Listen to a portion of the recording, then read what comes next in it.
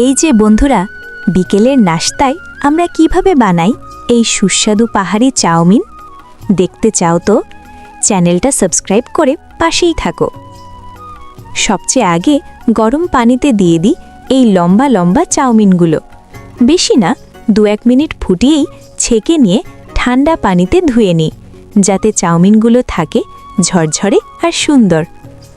অন্যদিকে জুলিয়ান করে কেটে নিই গরুর মাংস, পাহাড়ি মাশরুম আর টাটকা গাজর। এবার কড়াইতে আস্তে করে গলিয়ে নিই মাখন।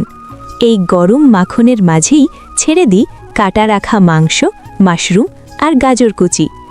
হালকা ভেজে নিলেই ঘ্রাণে ভরে যায় পুরো রান্নাঘর।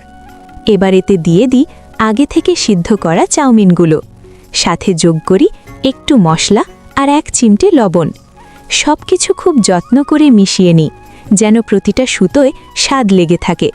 আর ব্যাস, নামানোর ঠিক আগে ওপরে একটু স্প্রিং অনিয়ন ছড়িয়ে দিলেই তৈরি একদম পাহাড়ি স্টাইলে সুস্বাদু চাউমিন। দেখতে যেমন রঙিন, খেতেও ঠিক তেমনি, এক কথায় অনবদ্য।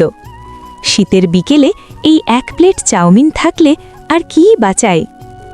আজকের মতো বিদায় বন্ধুরা, দেখা হবে পরবর্তী ভিডিওতে।